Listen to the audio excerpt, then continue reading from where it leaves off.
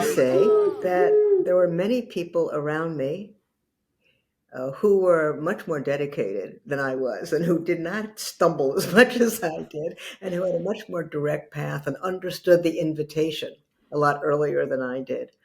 But part of what I wanted to do, or part of what I felt could be done, is to paint a picture of a much broader group of people that were more like me.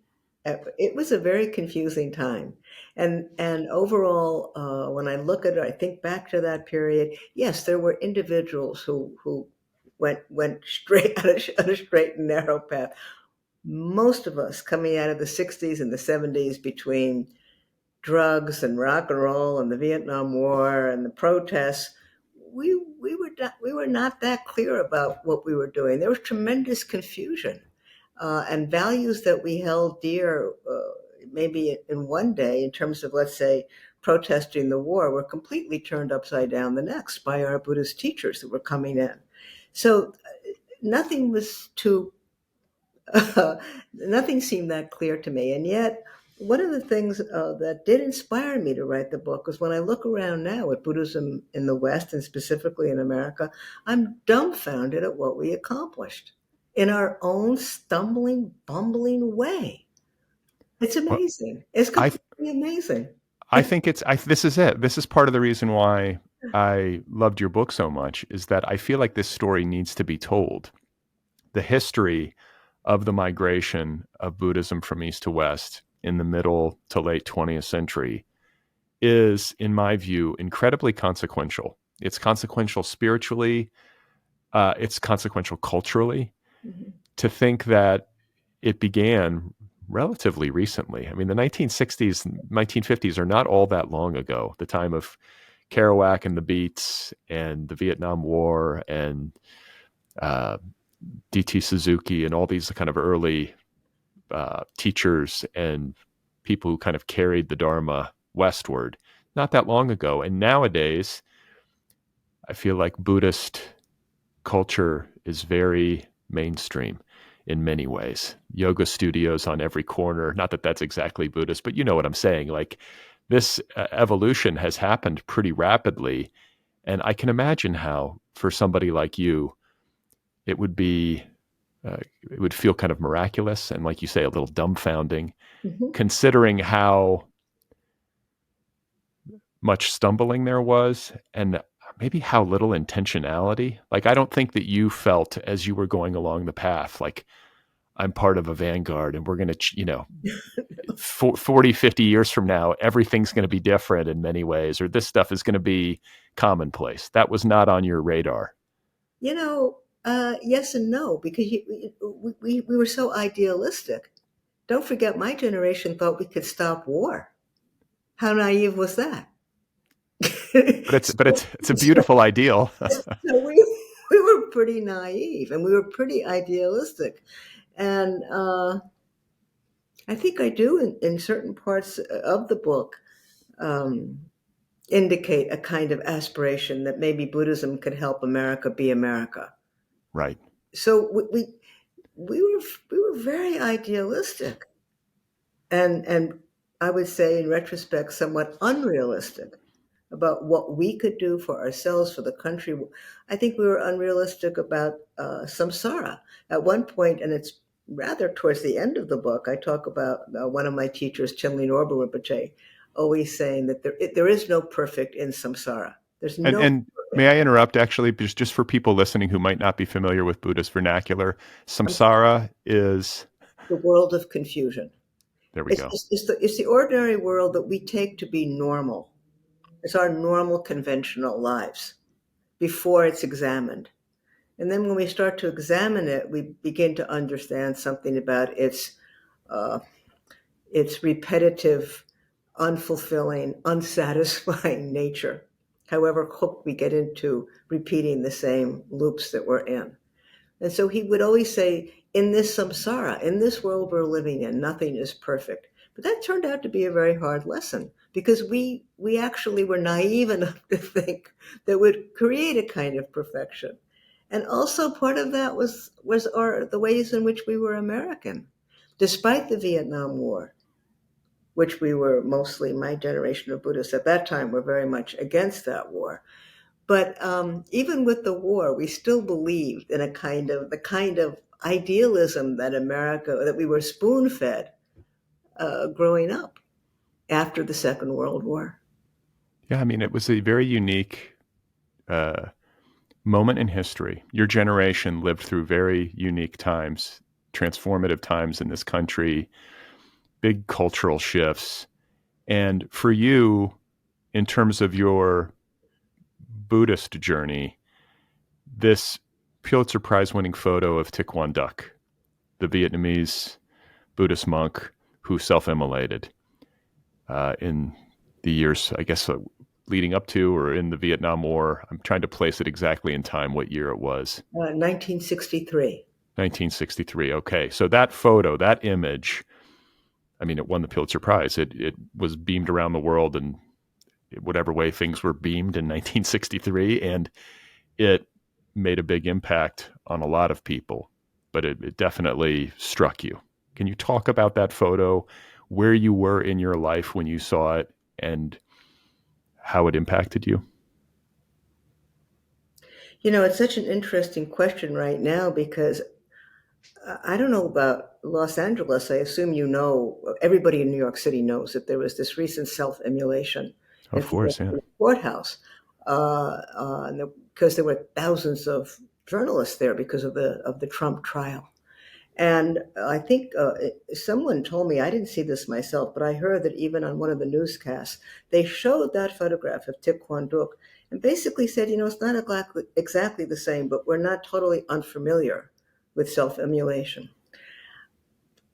To my mind, we're talking about two entirely different things. So I would like to talk about that difference. Uh, there is a history in Chinese Buddhism about self-immolation to protect the Dharma, protect Buddhism, protect Buddhist activity.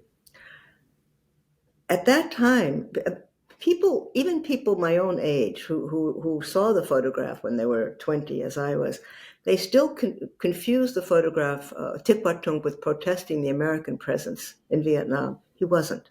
He was protesting the crackdown by the Diem regime, fundamentalist Catholic president, against Buddhists. Now, at that time, Vietnam was about 90% Buddhist and 10% Catholic as a holdover from the French colonial days. And he had started to raid Buddhist monasteries and beat up Buddhist monks and nuns. And this was what Thich Nhat Hanh was protesting. What made that image so amazing was his sitting in perfect equanimity as he burned to death. We did not see that at the courthouse. We did not see that with a self-immolation a month or two ago to protest the war in the Middle East. We didn't see that during the Vietnam War after Thich Nhat Hanh, where several Americans, including kind of a well-known Quaker situation in front of the White House.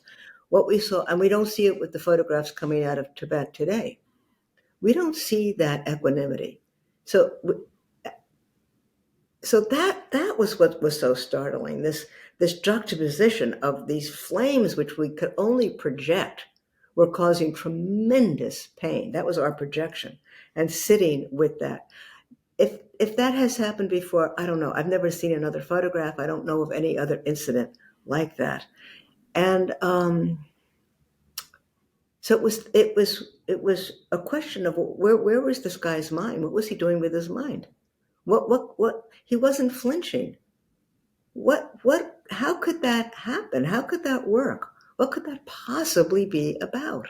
Now we know that contrary to some of the other self-immolations, like the one that happened last week in New York, there was a sense of sacrifice on his part, which is, sacrifice is something that we as Americans don't know a lot about. In fact, we just about know nothing about it. So it's almost impossible for us to imagine some sense of sacrifice. And so all self-immolations get sort of put into a box of psychotic episodes. But my experience of Thich Nhat Hanh was that he was unbelievably sane. He was an abbot. He was surrounded by his own monks and nuns who were chanting when this happened. The police were there. They didn't touch him. They knew this was not. They knew it was an act of sanity. Anybody there knew it was an act of sanity. And the journalists had been alerted. David Halberstrom was there. He wrote about it, but they didn't know what to talk. They didn't know what to say about his mind. They just couldn't get it. Nobody could get it, and so it was kind of left hanging there. Like, who was this guy, and what was he up to, and how does that happen?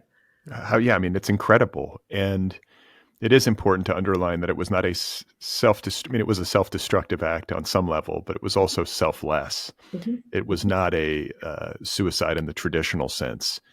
And I think it's worth pointing out to listeners, again, the fact that you were 20 years old when this photo was taken and was sent around the world. And I'd love to hear you talk, as you do in the book, a little bit about your state of mind as a young person growing up in New York. Your father, Jack, was an artist, an abstract expressionist. Your mother was, I think, somebody who struggled with mental health throughout your childhood. And I think that you describe yourself, I think you were like a bit of a melancholy child. Is that a fair assessment? Yes. Somebody with a lot of questions, and somebody who I think was struggling in an honest way to grapple with this world that we are born into, trying to sort out what you thought of it. Where were you at age 20, like psychologically and spiritually? Well, I'm sure I was a complete mess because I for a long time before, and I continued to be for a long time after. But I was going to Hunter College. I was studying anthropology. I had been looking, because of studying anthropology, I've been looking at a lot of very strange photographs, or photographs of strange behavior. It was part of my coursework to be looking at people with pierced noses and bone through their chins, and huge golden earrings and sheaths on their penises and all kinds of very strange behavior. But I had never seen anything like Taekwondo Duk.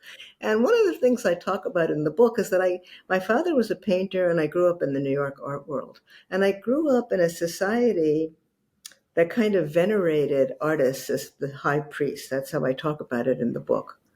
And so these people were supposed to know, be the most knowledgeable, the most intelligent, the most intellectually astute of in our realm, in the society that I grew up in. At a certain point, I saw that that artists were not such great people.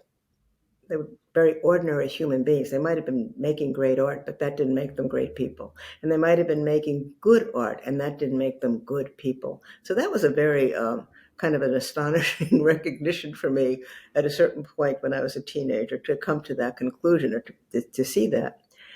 But they were still held up as the apex of a certain kind of human possibility. So when I saw that photograph of Taekwondo Duk, I knew he knew something that they didn't know anything about. And so that was very, very attractive, that maybe there was some alternative to this highly intellectual, conceptual, well-educated, so in our terms, mind. Maybe there was an alternative to that mind. And so I was interested in that. So what I notice when I look back on the history of Buddhism and its migration from east to west in the mid-20th century is that there is a migratory pattern taken up by a lot of the members of what I would refer to as the vanguard, like some of the earliest American adopters of Buddhism and Dharma teachings. And that is that they went to the east. There were a lot of people in your generation who were introduced to Buddhism through the Peace Corps. People like, I want to say, Jack Kornfield, Joseph Goldstein, both were in the Peace Corps. I'm not sure that they both were, but one of them definitely was. I want to say Jack was. I don't know, but there were Peace Corps people who kind of were in Southeast Asia and got introduced to it that way. Yes. But one way or another, Ram Dass was over in the East, and met people, and that kind of set him off on his spiritual journey. And you yourself, at age 22, set off for Japan. You then traveled through, I believe, Cambodia, India, and then eventually to Tibetan refugee camps in Nepal. Why? Like, I guess you saw this photo of Thich Quang Duc, and did that help spark curiosity in the East and your desire to travel there? Because I think a lot of young people from New York might have gone off to London and Western Europe, but you took off for Japan. Well, I was very rebellious, and so since I grew up in the art world, a lot of people, like in other parts of the country, were rebelling by coming to New York, and they wanted to be in the world that I was in. But I had to figure out another route. You're like, I'm already here. I got to get out. I just had to, so I couldn't do that route. I had to do something else. And I think that in the book, I identified two sources that oriented me to Asia. One was definitely this photograph. I don't think I had ever seen a Buddhist monk before. I'm sure I hadn't. And again, that combination of equanimity and fire was so compelling. And he was sitting in Buddhist robes. And in addition to that one single photograph that was printed on the front page of every newspaper around the world, there is actual some video footage as well. And then the other thing I attribute my turning east to was psychedelics. Leary and Alpert were kicked out of Harvard in 1963, just about 6 months before Quang Duc killed himself. And I had been fooling around with LSD at that time. And I do think there was a connection there that I didn't make until much later in my life, which is that LSD allowed for the possibility of things that had been impossible to become possible. You could have turned your world upside down, and things that you might have thought could not be within a human realm came into the human realm. So that I might have been as dismissive of Thich Quang Duc as maybe some reporters were by comparing him to the guy in front of the courthouse. But at that point, I was not. Something he did, I didn't understand it, but it became humanly possible. And maybe that was prompted a little bit by LSD experiences in which every aspect of reality was brought into question. Yeah, I had the exact same experience, many years later. But it's I think psychedelics have come back into fashion and Yes. are experiencing a kind of, I think, deserved renaissance in terms of exploring their therapeutic Mm-hmm. possibilities and all that kind of stuff, and the decriminalization, maybe the attitude around them changing. Mm-hmm. But I think there are so many people in your generation who are part of this kind of Buddhist vanguard Mm-hmm. who kind of walked across the psychedelic bridge to Buddhism. Absolutely. I don't think that it tends to function as a panacea. I don't think it gives people answers, but it does bring up a lot of questions. And a lot of people, Ram Dass, like you just mentioned, started there. And it just, for me, like I remember being like, wow, everything I thought I knew might not be true. That alone is useful. Amazing. Yeah. Amazing. But I'm curious, I guess, like, what are your thoughts on why people who have the psychedelic experience might then evolve toward Buddhist psychology? Like, is it the trying to get maybe some of the feelings or some of the deeper wisdom that might be hinted at by the psychedelic experience in a less crazy way? Do you know what I'm saying? Like, what is the link, I wonder? Well, the experience of I haven't taken it. Well, that's not true. I was going to say I haven't taken any for a long time, but I was curious about going back to some experience, so I did a couple of years ago. But the early experiences with psychedelics was to experience your mind in a completely different way, so that the conceptual mind can really disappear under the influence of certain what we call mind expanding drugs. And the kind of separation that we experience from each other kind of disappears, and all of the kind of conventional ways in which we know the world, that that all kind of dissolves, and you're left with something that we could call consciousness. When I knew my name, I knew my street, I knew where I was. I had some sense of knowing, but it was all through a different sensibility than the one that I had assumed was normal. And there is something parallel to meditation experiences there. The difference being that in my own psychedelics, and I was hanging out with Leary and Albert and Millbrook. How did you know them? You knew somebody who, Yeah, I knew somebody who knew them, and that yeah. was.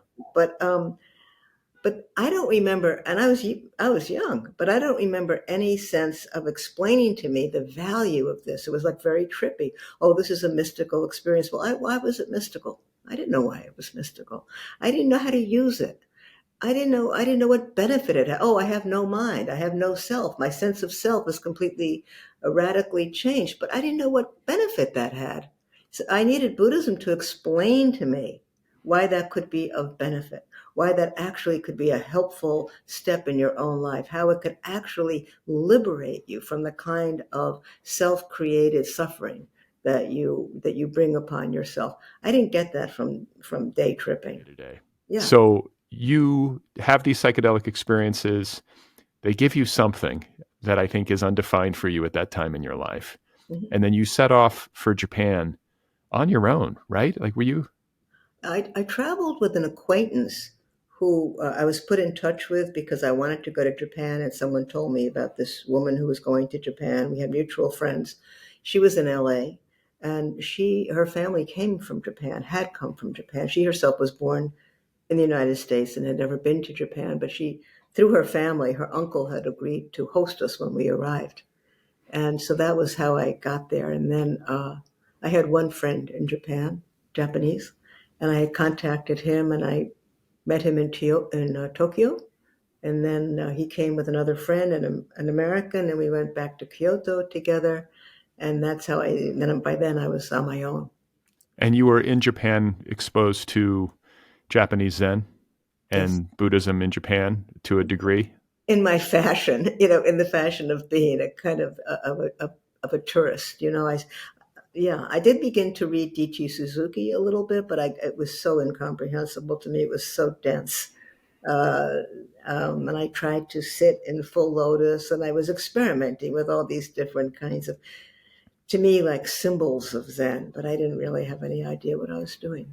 Yeah, it's interesting that you say that you read the book and like couldn't access it, because when I was a young person, I read Zen Mind, Beginner's Mind. That's by a different Suzuki, right? Suzuki. Say Yeah, again?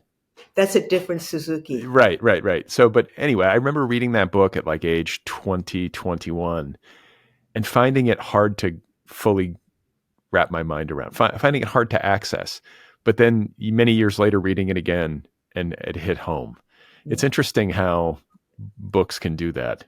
Sometimes you're ready for it and sometimes you're not. And you're young, you're in Japan, you're sort of trying on these different things.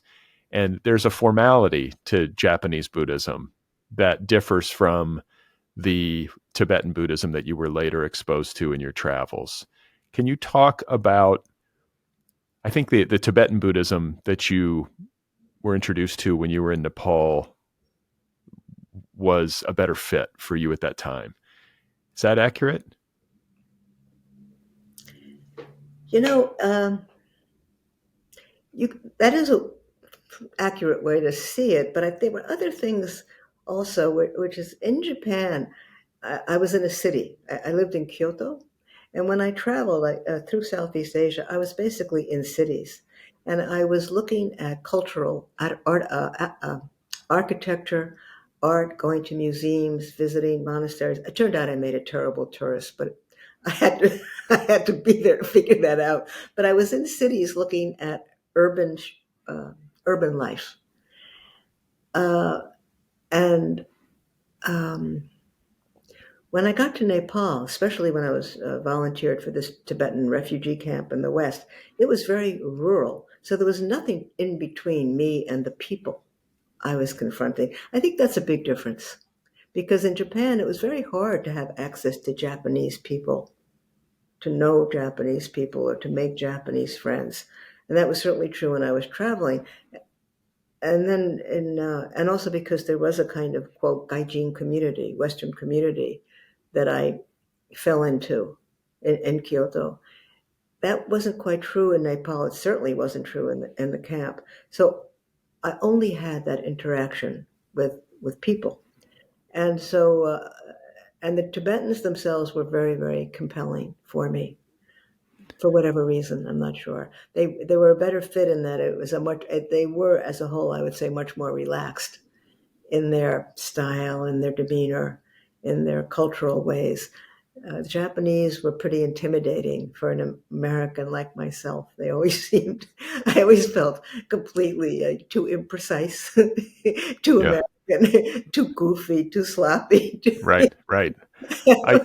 I can get that. And I think, like, placing things into historical context with regard to Tibet is useful, because I want to say the Dalai Lama fled Tibet in 1953. I don't know if I have 59. 59. Okay. So 59, and then you're there in 66, 65. 65. So not even that many years after the Dalai Lama left, Yeah, you're interacting with all of these Tibetan refugees in Nepal, very raw. very raw. But for all of their hardship, an incredible lightness to these people that really struck you. Yes. What do you attribute that to? Well, at the time, I said, well, I guess it has to do with their Buddhism, but I didn't know what that meant. All I knew is I was born during the Holocaust in 1943. Um, I write about my mother in the book, and especially I'm thinking a lot about her when I was in the camp, because she had a difficult childhood, and her suffering and her trauma of her childhood basically stayed with her for the rest of her life, even though on the outside her life transformed radically from where she came from to where she ended up, what kind of house she lived in, what kind of food she ate, what kind of clothes she could buy. But internally, that was never really could overcome that. And the Tibetans suggested that you could hold suffering and happiness at the same time. One did not necessarily define the other one. And that was a big piece of news for me, because I had not known that growing up. I just hadn't known that. I thought that that to try to alleviate your own suffering, or to really actually let go of your suffering, was to let go of the identity of being Jewish. That's really how I understood it. And with the Tibetans, it was like, this is interesting. Maybe you don't have to get stuck with that so-called karma for the rest of your life. And Yeah. but I didn't know I couldn't tell you at the time, like, how does that work? How do they make that happen? How do they hold that together? I had no idea. I just assumed it was about Buddhism, but I had no idea how it worked. Do you think that it is about Buddhism, or was back then? Yes. Yes, absolutely. Yeah.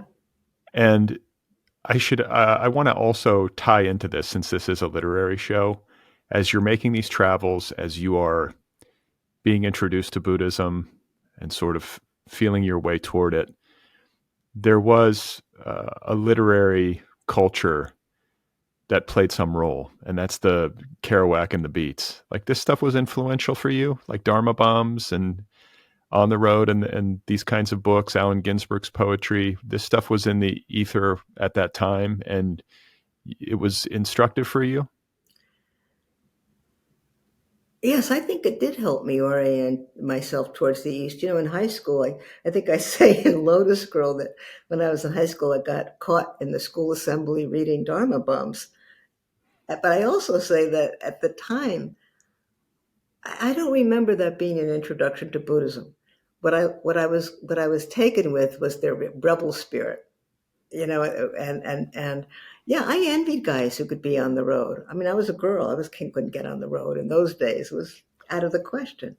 But I was very attracted to that kind of wildness and the kind of subversive quality it had in relationship to conventional American life. You're in Kathmandu when you are nicknamed Lotus Girl. Can you just tell that story, since it's the title of your book? Yes. Uh, I very shortly after I arrived in Kathmandu, I had 3 different jobs. One was teaching English at a USIS school, and one was teaching English to to Nepal Airlines, which gave me free tickets to wherever they stopped, which was like 6 stops, and 2 of them were closed because of the monsoons. So you could have free tickets to 4 different locations. And the third was to a blue Tibetan restaurant. And I would teach the owner and his assistant. We called it teaching English. I don't know how much English they learned, but I had a lot of fun. And in exchange for noodle soup for dinner and some eggs and toast for breakfast. So every day I would go from my apartment to this restaurant. And on the corner of the block where the restaurant was, there was a trader, a Tibetan trader. So again, as you say, this was early on, the Tibetans coming out. And they were trying to make any kind of money they could anyway. So people were selling their most precious items, the holy items. And he sat on a box and he had a cloth in front of him on the ground, and he had different kinds of religious objects from Tibet. And I would pass him every day and we would kind of smile and didn't say anything. And my projection is that at some point he found out from the restaurant that I would go to Pokhara to volunteer at the Tibetan camp. This is my projection. This is part of the story, that he somehow knew that I was trying to help the Tibetans in some way. And he called out one day, he said, "Lotus girl," and he waved me over, and he gave me this mala, this string of Tibetan beads that are used as in a lot of the practices and rituals of their religion. And I said, "Oh, I can't take this from you." And he said, "No, no, you take these Buddhist beads to America." And I did. And the string is broken many times. I was going to say, I'm amazed that it's still intact. And when it breaks in a public place, I always lose a few beads, and then I have to replace them. Yeah. So I would say most of the beads are from the original, and then there's added beads, and it gets restrung every couple of years. And then what's amazing is that when I came out of the restaurant, or the next day, I never saw him again. It's like he waited for me to get back from the camp when I would go up there for a couple of days at a time. And then after that, I never saw him, and I kept the beads. Amazing. And it's been with you your whole life. Yes. There is a scene in the book where you are riding a horse. Horses are a love for you. You love horses from girlhood. From girlhood, yeah. Can you just describe this horse ride that you went on? I mean, this is the folly of youth, I think, captured just perfectly. How we are invincible as young people. We do inadvisable things with like a sense of complete impunity. But can you just talk about this? Because I think it is one of the more harrowing passages. It was one of the more harrowing events of my entire life. I mean, I would hope. If it gets any worse, I don't know how you're coming back. I wouldn't be. Yeah, right. So I have always loved horses. I grew up on East 23rd Street in New York. So my biggest experience of horses is when the police horses would come down the block and I could hear them going clop, clop, clop, clop, clop. And then I would run to the window. And a big treat would be that my father in the summertime would sometimes walk me down to the police station near Canal Street in Manhattan, where the horses were kept in those days. And we would walk up and down the aisles, and they were very nice to us. They would let us come in and hang out by the stalls. And that was, but I didn't know how to ride. I didn't exactly grow up taking riding lessons. Right. Every time I had a chance to jump on a horse, like at some country place, I would. So I found out about a stable not so far from the camp that you could rent a horse in Nepal. Yeah, near the refugee camp. So I decided I would rent a horse and go riding. And I was really careless. I mean, I went riding through buffalo fields, which I was later told never to do. But I was just thrilled to be on this horse galloping around the Himalayan mountains in the background. And I don't have a good sense of direction. So at some point I thought I was circling around back to the stable. But I found myself on a little tiny trail that I don't think it could have been more than These are small horses. Tibetan horses are quite small. I don't think it was more than 30 inches wide. And to my left side was a sheer cliff, and then this little pathway that had been cut into the cliff, and then it continued to a drop to a river. And at some point, it was impossible to turn around, and I could not get off the horse. I could not get off on this side. The wall was there, and on this side was the drop to the river. Several thousand feet, it looked like. Oy. And we're going along, and suddenly there's a little trickle of water coming down from the side of the cliff, crosses the path, and continues. And it made a little puddle, and the horse would not step over that puddle. Now, I've since learned, because I now have horses, and I've had them for quite a while, that horses, that's not so uncommon. They won't cross water. And they can't see how deep it is. They don't know what they're doing. They won't cross it. So I urged the horse forward, and the horse would not go forward. And we sat there for hours. I just didn't know what to do. Nobody came. I couldn't get off. I couldn't turn around. I kind of thought, well, at some point, this poor horse is going to fall over, and then we'll both go over the cliff. I didn't know what to do. And towards the end of the day, this Tibetan man starts walking towards us. And he sees the whole situation, and he just gives that look of total exasperation. Like he can't believe anybody in the world could be that stupid. He was being utterly dumbfounded and annoyed and pissed off, and he can't get around. Of course he can't get around. There's just no room. So he walks towards us, he just picks up the reins, turns around, and the horse just follows him, which is what I've had to do with my own horses, dismount, lead them over a wet patch, and continue. And he just walked us for another half mile. Then the road opened up, and he handed the reins back to me. And I got back to the stable, and I never rode in Nepal. I mean, and how wide was this path? Just so people, it's like a couple of feet, 2-3 feet. I think it was like 30 inches. Yeah, it was like that. Yeah. And a 1,000-foot drop off one side. Yeah, one side and at the cliff like that, and then this little tiny path, and then the cliff below. I mean, the fear. I think about that. When I have 2 horses now. When I think about that, sometimes I can still feel a catch in my heart. Moving like. Listen, I wasn't even on that horse, and I can feel a catch in my heart. I don't know if there's language for what happened to your heart on that horse, but it's incredible, and lucky you survived. But I think horses, obviously have greater agility and sense of balance than human beings do. I guess if the horse got exhausted, it might have collapsed, but as long as you stay calm, the horse is it's not going to just leap off the edge, right? I don't know horses as well as you do, but no, it's not going to leap off the edge. But at some point, it would have eventually collapsed. Maybe would it have collapsed before it chose to try to cross? That I don't know. Yeah. So you get back to the States after this long, period of traveling. And at that point, where are you with respect to your Buddhist practice? It took me a long time to start. First of all,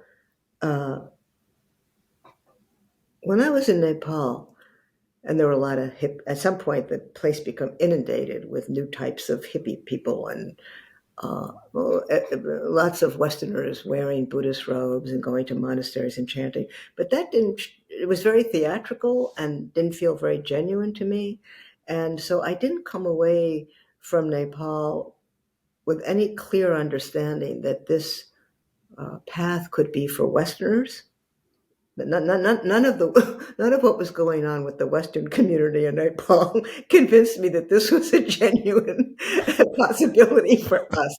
And it also, there weren't a lot of women. It didn't convince me that women could be in this path. It didn't convince me that Americans could be in this path.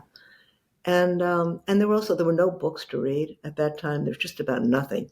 I think I read the 3 books that there were a little bit more, some scholarly work coming out of Germany, some in England, France, but few and far between. And And I was always kind of very wary of authority. As a child, I was wary of my father's authority, school authority, government authority. So the possibility of a guru or a teacher was very unattractive to me. And but I did at some point decide to go back to school. I went back to graduate school, and I defined my area as Tibet. But I was at the Graduate Center in New York, and they didn't have a Tibet department. Tibet departments came later. I think maybe Seattle, University of Washington in Seattle, maybe Madison, Wisconsin. There were a few places early on, but not so many. And but I didn't stay in school. I became friendly with a professor who had lived in Nepal for many years and to study languages. He was a linguist, many different languages in Nepal. And this is in Lotus Girl that I have this conversation with him. We're talking about how the Tibetans can be so happy in the midst of their suffering. And I say, I think it has something to do with Buddhism. And he says, I think it does too. But that's nothing you're going to ever learn about in school. And I left. That was it. Okay, that's it. So, not bad advice, though. I think that's probably accurate, right? You're not going to learn about Buddhism in school at least at that time. This was pre-Naropa, right? And all these like possibilities for Buddhist studies. And yeah. I think even if you are studying Buddhism in an American college, more likely it's through a historical lens, right? It's not the actual practice of Buddhism. I don't know exactly what's going on in the classroom right now, but I do know that the whole situation has shifted enormously, even in the last 30 years. I started Tricycle magazine, Tricycle Buddhist Review, and at that time, the scholars who were teaching at the universities still had to be in the closet about being Buddhist practitioners. They still had to present their CVs as being very well-trained scholars. But and I just want to interrupt. You started Tricycle magazine in 1991. I want to place us in time. So as of 1991, this was still the case. Yes. But that's shifted. I mean, I think it was shifting a little bit then, but not so much, and much more so today. I don't really know. Well, in some cases I do know that they bring their own practice into the academic classroom. In some cases, there are obvious, public, overt overlaps between their roles as scholastic teachers, academic teachers, and Buddhist teachers, meditation teachers. That's very different. It used to be that if you were a practitioner, it meant you were not objective about your subject. So Right. you disqualified you from teaching. Of course, Harvard didn't have that problem in 1702 or whatever it was, 1684, with the high holy Protestants that started this school and taught at this school. But a lot of places had it with relationship to Buddhism, that it would compromise their capacity to transmit scholarly information. Well, here's a question that I think some people might have who are listening is, if somebody is in a college classroom and they are teaching a Buddhist studies course, but then they interweave into the curriculum some sort of Buddhist psychology or meditation instruction, would that be, in your view, bringing one's personal religion, like trying to teach or evangelize for a religion in the classroom? Do you view Buddhism? I know there's some debate over whether Buddhism is a religion or if it's just a practice or a psychology, if it's secular, if it's non. Like, where do you land on all that? Honestly, when I started Tricycle, I used to think about all those questions. I had big interest in them, and I used to love to get into debates about them. I just don't know, and I don't care anymore, honestly. It's my must be a very unsatisfying answer, but it's a religion, it's a philosophy, it's a way of life. I don't care. How it affects the classroom, I'm not the best person to ask. I think there must be some teachers who are working in the classroom who have a better sense of that. There's been in this whole mindfulness movement that's certainly clearly come out of Buddhism, mindfulness in the classroom, in very secular situations, but in public classrooms, there has been, for little children, small children, there's been some debate about whether that's bringing religion into the classroom. Of course, some of the same schools that have questioned is, quote, religious value are the same schools that would like to have prayer in the classroom. So the whole thing is extremely political and complicated by politics. So I don't know. Yeah. I mean, I feel it goes along with what I was saying earlier about the incredible growth of Buddhist or Buddhish culture in the West, not only in terms of, I don't know, everything from yoga to books on Buddhism, which have proliferated wildly, to the integration of mindfulness into corporate settings, into my kids' schools. You know what I'm saying? Like all this stuff is just, it's not, no one even bats an eye. It's totally normal at this point. And that's a big change from where things were, Yes. Several decades ago, even in the 90s. Yeah. And you mentioned Tricycle. And I want to talk to you about it because this is, in your work life, I think probably one of the most consequential things, if not the most consequential things that you have been a part of in terms of its impact, its reach. I know you're doing other things with Mingyur Rinpoche, which I want to talk to you about. But Tricycle is a newsstand magazine that I think many of my listeners will at least be familiar with visually, seeing it there. Mm-hmm. And at the time that you founded it, there was no such thing. I mean, talk about the vanguard. This was the first Buddhist magazine on the newsstand. And I love how you describe its founding because it squares with, I think, my experience and my reading about the founding of just about every good thing in the world. It's always kind of a mess. It just takes somebody to say, well, let's give this a shot. Like there was no grand plan. There was no perfect path. You just sort of winged it, right? Yes, very much so. And benefited maybe from what you didn't know, which I think often happens in these situations. Like it was a big learning curve. Well, if I had taken any classes on how to start a magazine, I could not have started it. Every statistic favored failure. So there would be, if I had known more, I would have nobody who actually knew the magazine world would ever have started it. But you did. You were blessed by your Ignorance. your ignorance, exactly. Stubbornness. Yeah. Very stubborn. But had some good people that worked with you that I think it always takes. You have to have the right mix of people to make something like this work. Mm-hmm. Can you talk about some of the key collaborators that you've worked with on that magazine over the years that helped to make it a success? Well, I started off working with Rick Fields, who wrote the classic narrative of Buddhist history called How the Swans Came to the Lake. And we were working together to start this magazine, but we had no money. And, it was supposed to be a not-for-profit.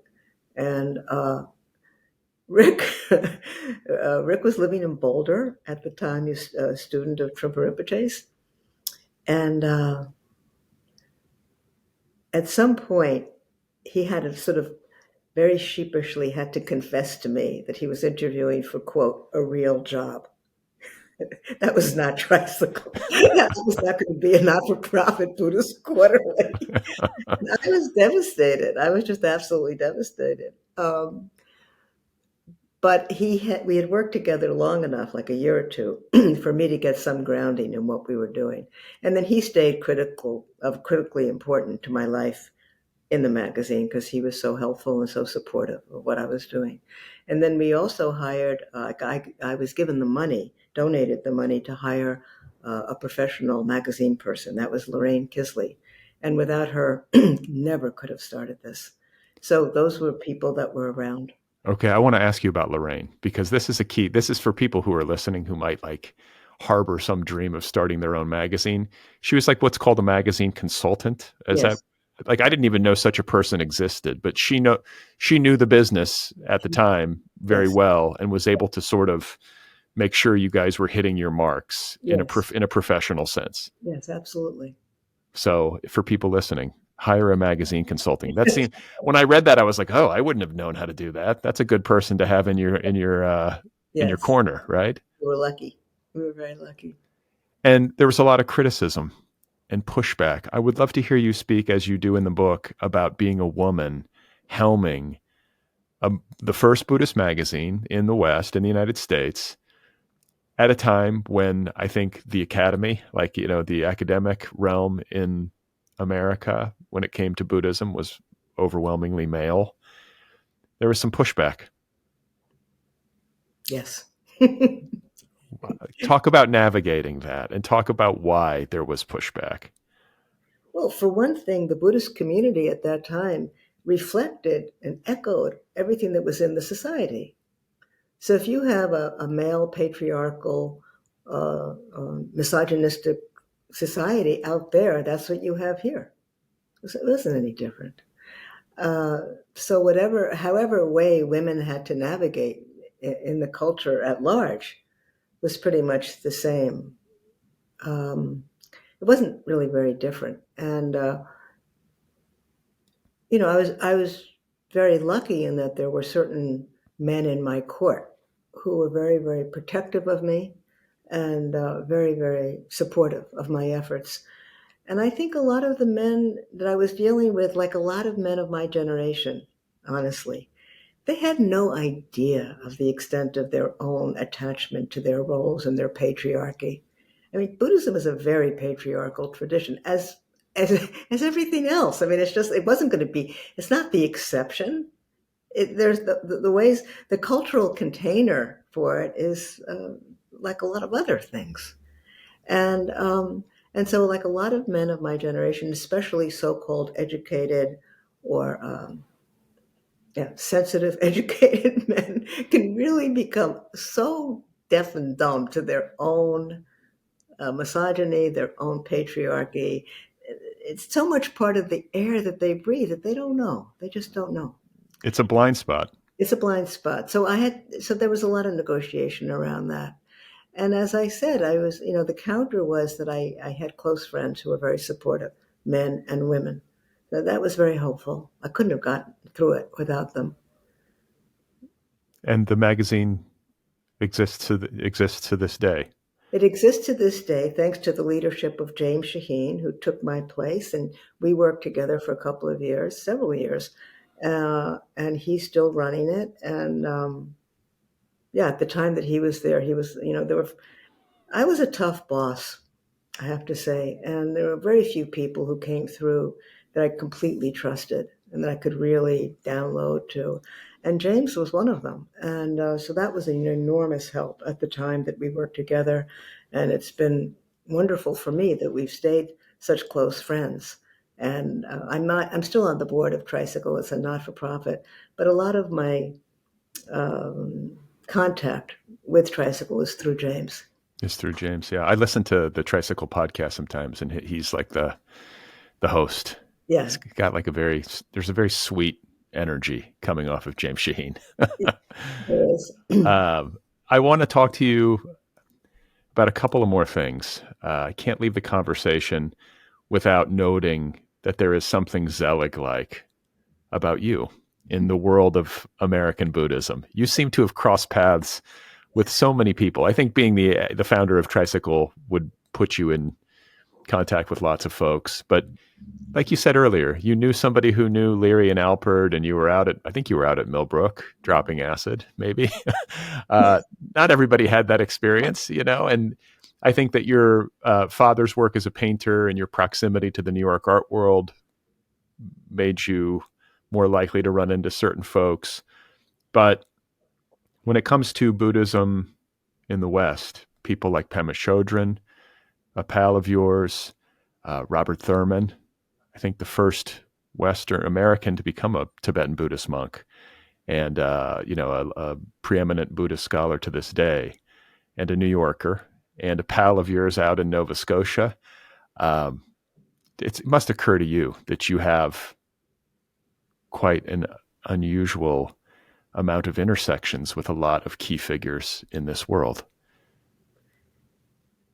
It's hard to miss in the book, but if you ask me how that happened, I have no idea. Because so many of the people that you've just named, I knew long before they became well known. So if you list them now, it sounds like, oh wow, I knew all these people who were famous. But at the time that we became friends, that was not their stature in the world. At all. Well, not with Pema, not with Thurman, certainly not. Yeah. Some of the painters artists that I became friends with, certainly not when I first knew them. So how to explain that? I don't know. Yeah. It's like Philip Glass, John Giorno. Trying to think of some of the other, Richard Serra. I mean, Well, these are, yeah, John Giorno and Philip, of course, I knew them because of the Buddhist world. I mean, I knew them before the Buddhist world, but then the connections there really evolved through the Buddhist world. That made us very close. Yeah. and Cape Breton, Nova Scotia. It's a place dear to your heart. Listen, I was on Airbnb looking at places after reading this book. I'm like, I got to get out there. This place seems great. A beautiful place to spend, I think, in particular, summer months when it's warm. I was, again, also looking at pictures online. It looks just fabulous, but it's a place you've spent a lot of time. It's a place that I think Robert Thurman he and his wife had a place. You have friends who also. He was never there. Oh, really? Not there. No. Oh, okay. Who am I thinking then? It was. In 1970, there were a group of New Yorkers who went up there, and that included Philip Glass and Joanne Akalaitis, and almost close in timing, Joan Jonas and Richard Serra. Okay. And Robert Frank and his wife, June Leaf, went at the same time, not as part of our group, but separately, but at the same time. And so a lot of those names, of course, became very prominent today, are prominent today.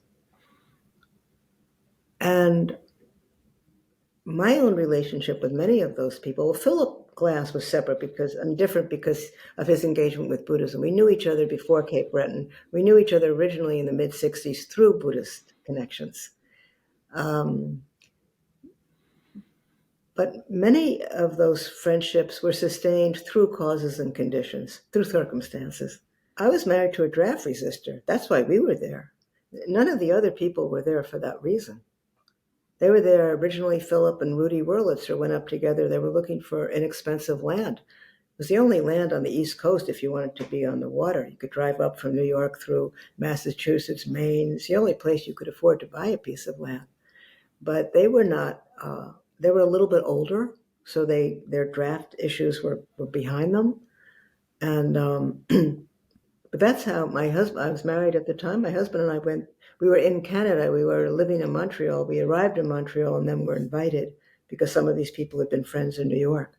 So they invited us to Nova Scotia. I was thrilled. I didn't know I knew anybody in all of Canada. So these people that I know from New York are going to be in Nova Scotia. Let's go, Well, and yet another sort of remarkable coincidence or intersection of fates. That part of Nova Scotia later became home to Gampo Abbey. Yes. Which is Pema Cho, the abbey or the monastery. How do you? It's an abbey. Is there a different? Yeah, that she founded or helped to found. Exactly, found it, but she became the long-term executive director, as she still is. Right. Yeah, and again, that was a Buddhist. We had a connection there through Dharma by that time, through Buddhism, in 1985. And then slowly we became very close friends. Again, that was causes and conditions. It's a very close friendship that was able to transcend location. So wherever we are, we're sort of in touch. But that was, and I guess for all of us up there, Nova Scotia or Cape Breton has played such a meaningful part of our lives that it is a very connecting kind of glue for us. Yeah, and you still go? Oh yeah, I'm off as soon as I can get out of the city. Yes. Yeah, I bet. I spent the whole pandemic up there. I spent a lot of time there. So I can't get to everything. I can't get to every step in your journey. People are going to have to read the book to get that. But in a general sense, in a broad sense, there was, I think, at the beginning of your adulthood an interest in Tibetan Buddhism. Then you later became interested in Zen. You studied with Bernie Glassman, who I actually spoke with on this show years ago when he did that book with Jeff Bridges. So I got a chance to speak with him before he passed away, which I feel lucky for. But can you just talk briefly about Bernie Glassman? Because he is, I think, a very important figure in the history of Zen in the West, very influential teacher. What he's most known for today is his, I think, you can correct me if I'm wrong, the Zen peacemakers and his social activism. But that really started after I left the community. The years that I was there, which was about 1990 to almost 89, 1980 to 89, that's when he started the bakery, the Grayston Bakery. Up in Yonkers or? Yonkers. Yeah. And frankly, the community as a community started to fall apart about 6 months after it started. And part of that was that Bernie had the idea that business was the best way, the best conduit for Buddhism, through business. So he wanted to start a business. And that was the bakery. It became a very successful bakery in Yonkers. And then in 89, I moved back to Manhattan. At that point, he hadn't been around the Grayston area for years. I mean, he came in very, very little, but he had moved to Yonkers. He had set up a zendo upstairs from the bakery. So he wasn't really around for much of the last part of that time. And then I moved back to Manhattan, and then I started working on the startup of Tricycle. I had very little to do with him after that. And I really wasn't very involved in the evolution of the Zen peacemaker order. But you knew him early on, and I I guess his name appears as I read about Buddhism and hear from people kind of telling their stories. His name often pops up, and it's just interesting to me too, as somebody who's interested in Buddhism as well, how at different turns in our lives, different teachers and different traditions speak to us more clearly. That's been the case for you. It seems like you went Tibetan to Zen, and then now in your later life have kind of returned to your roots, and you're working with a teacher named Mingyur Rinpoche. You've helped him write books. You study, with him. Can you just speak a little bit about who he is and his influence on your life and the work that you guys have done together? Mm-hmm.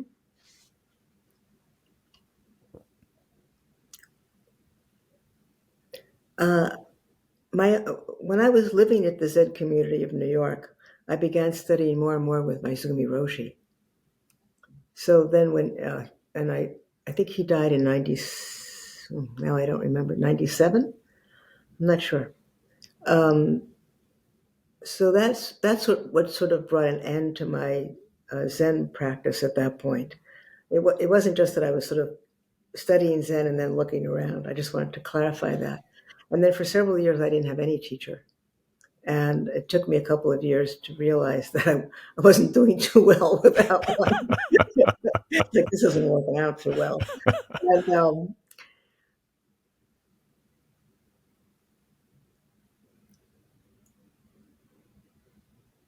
And it was a little bit slow with Mingyur Rinpoche. I first met him. I wasn't that impressed. I wasn't that attracted. But he did mention that he was going to do a retreat at Gempo Abbey. That was going to be 2 hours away from mine. So that was like, but you can't look a gift horse in the mouth. So I arranged to go up to the Abbey and do retreat. And during the years that I was on my own, without my Maizumi Roshi, I wasn't going to retreat. And I was sitting every day, but I was getting very spaced out. And I was getting very confused between spaciousness and just spacing out. And when I went to that retreat with Mingyur Rinpoche, and he was so young, he looked like a baby lama. He was like, I don't know, 30 years old at the time. But it was 5 days of very insistent questioning about where is your mind. And coming out of that spaced out quality, it was sort of exactly what I needed. I just thought, this is perfect. And so then that winter I went to Bodh Gaya to his teachings. In India. And Except for the pandemic, I've gone back to Asia every year. Well, and you guys have collaborated on books. We collaborated on a book about something called Nundro practice, was it called a foundational practice of Tibetan teachings. That book is very much for Buddhists who are doing that practice. There's a lot of great material, I have to say, for anybody. But the reality is that if you're not engaged in the actual practices, you're probably not going to get through it. And then the second book was called In Love with the World, A Monk's Journey Through the Bardos of Living and Dying. And that's a much more narrative, accessible book. And it's about his journey. He went on a wandering retreat for 4.5 years, living on the street and living like an Indian sadhu or yogi, which is a remarkable thing for him to have done. He was raised like a kind of a Dharma prince. His father was a famous meditation teacher. His older brothers are all famous meditation teachers. And he was the abbot of 3 monasteries, and he just gives it all up, and he hits the street with no money and has to beg for food. And it's a radical change in his life. And in these days, not very common. There are stories. There are many wonderful histories of people doing this 500 years ago, 1,000 years ago. But Well, there are the Buddha himself, I mean, got not this. the Buddha himself. Yeah, yeah. It's the Buddha story. It's a reenactment of the Buddha leaving a very safe, comfortable situation to go out into the world and on his own. So the last thing I want to talk about is the way that the book ends. We won't get to it all. There's a wonderful section on the Bardos and on dying and end of life. It's very frank, that part of the book, which I quite like. But what I want to talk to you about in particular is the arc of your life, which I'm sure you recognize, particularly with respect to your interest in Buddhism, how it began, as we discussed, with this image of Thich Nhat Hanh self-immolating, the Vietnam War, all of the cultural shifts and social unrest of the 1960s, both related to the war and not. And then, there are sections of the book at the end where you talk about political activism, canvassing for Obama in 2008, and then forcing yourself to watch Donald Trump's inauguration in 2016. I'm somehow, what's the Stanley Kubrick movie with the guy's eyes like held open by some sort of, that's what I'm imagining you having to do to sort of bear witness to that in a very Buddhist way. But there is a full circle feel, both to your book and to your life in this respect. I mean, I think this is why you wrote it in the way that you did. I would just love to hear you reflect on the experiences that you had as a young person with respect to Vietnam, Thich Nhat Hanh, all of it, everything that your generation bore witness to and rebelled against. And then to see just up the road at Columbia from where you are now, college campuses engaged in very similar acts of civil disobedience and protest against the atrocities of war, and so much anger and uncertainty. I think an even greater sense. I mean, I did not live through Vietnam as you did, but it almost feels like things are more fragile today. There is this sense of climate change causing such great disruption and loss. There is this sense of America at a kind of breaking point. And I think I just want to have your thoughts on those matters as we close, because I feel like you have perspective that many of us don't.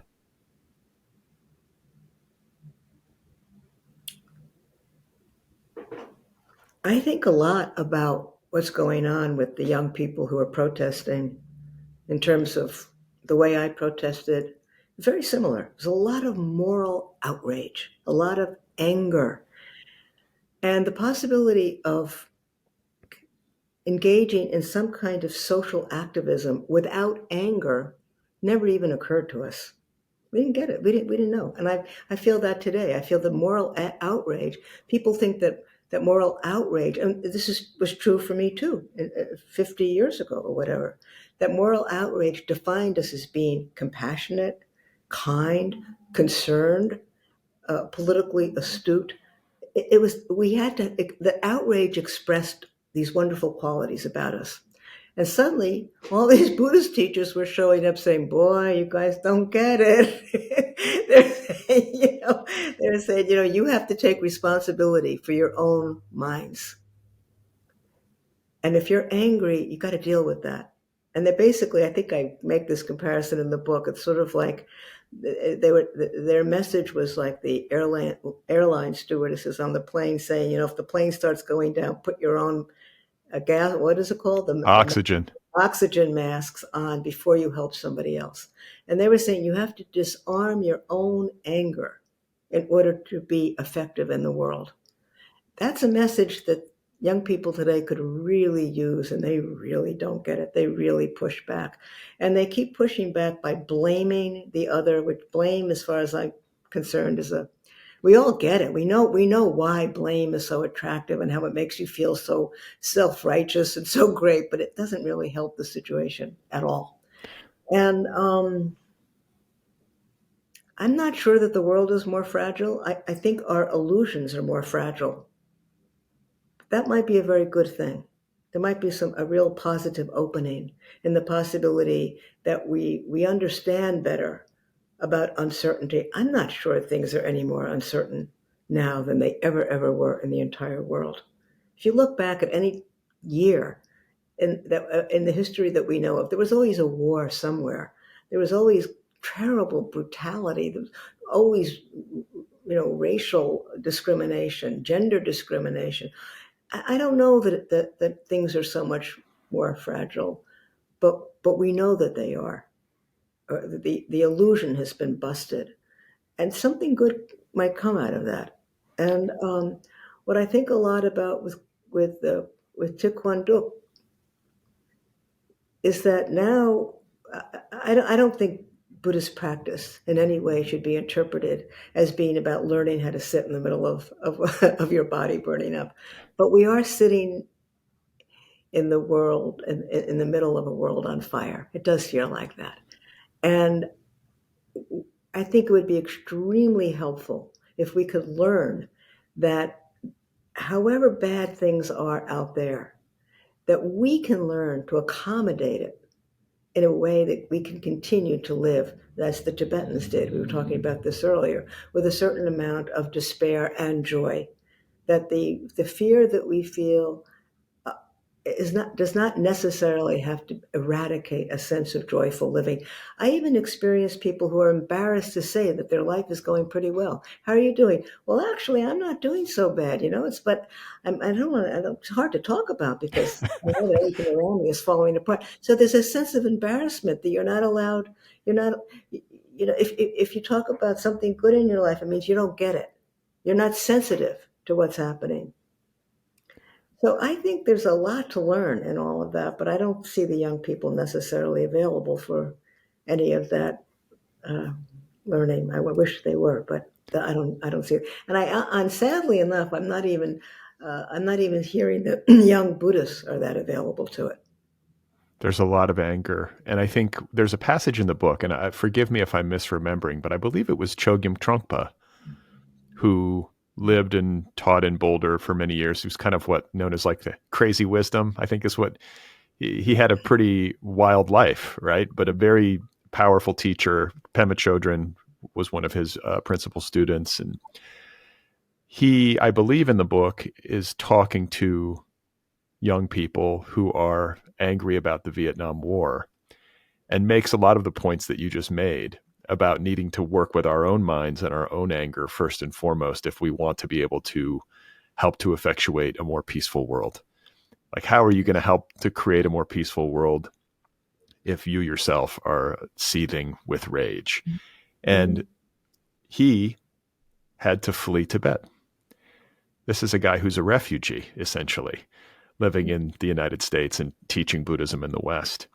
I also think of the line, "There is no way to peace. Peace is the way," which is a Thich Nhat Hanh line.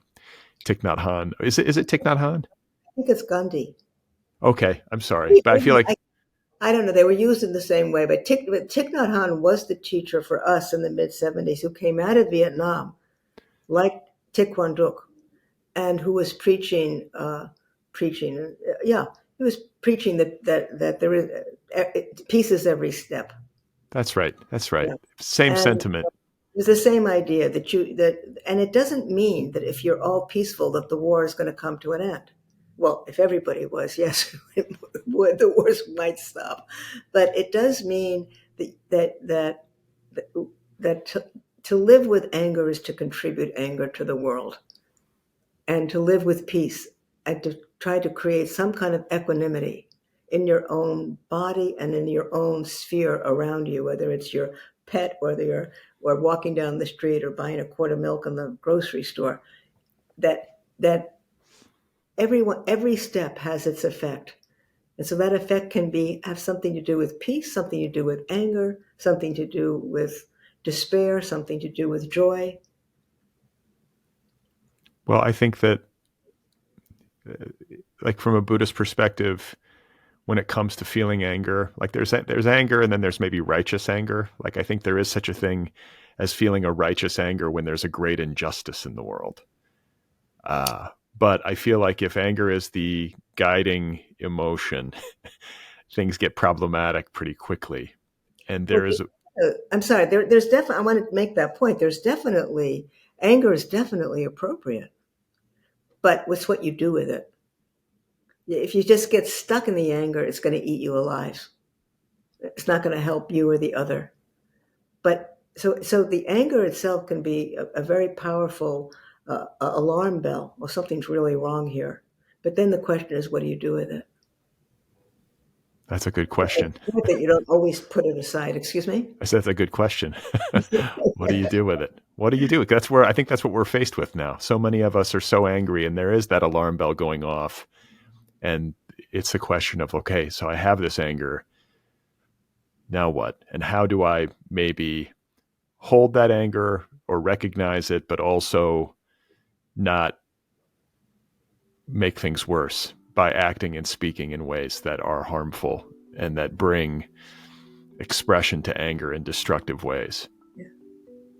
That's the challenge. Yeah. It is a challenge because of the times we live in. I mean, I don't think anybody's going to tell you, oh, there's nothing to be angry about, there's nothing to be anxious about, there's nothing to be concerned about. But it just increases the challenge of figuring out what to do with it.